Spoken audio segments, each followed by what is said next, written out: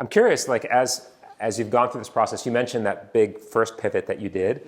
As you've put this in the hands of the consumers or partners, like is there anything in particular, whether it's about the hardware design or the software design, that sort of came from consumer feedback, or maybe a challenge that you've heard consistently that you're really excited to be working on? Insofar as you can share. I know a lot of this is proprietary, but does anything come to mind? Yeah, absolutely. I mean, I think of the typical tirade of Silicon Valley, where they say for startups, get your product in the hands of customers and work quickly. And you hear this over and over and over again, and you just roll your eyes. It becomes kind of a nuisance to you.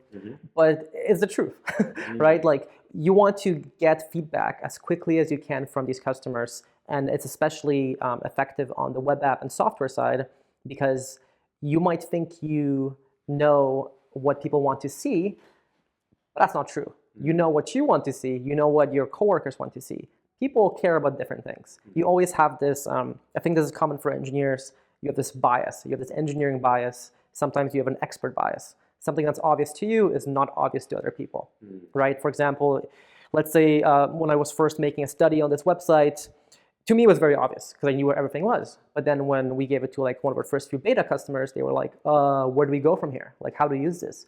And I was like, oh, they're right. Like, it's not as intuitive as I thought, right? So getting that quick iteration, that quick feedback where we can, improve our product on a daily basis while making their lives better, right? We're basically confirming to their feature requests if it's reasonable, and it usually is.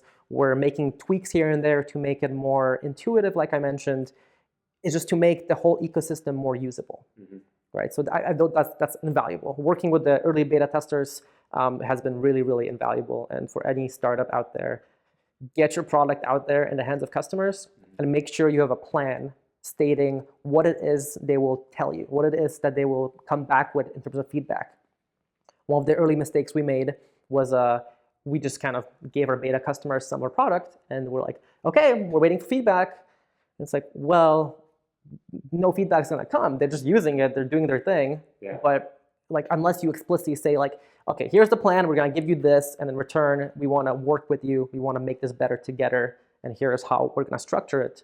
Once you get that agreement in place, it really propels your product forward. So all those accelerators and startup coaches and entrepreneurs are right. Either build or be talking to your customers, right? They're onto something.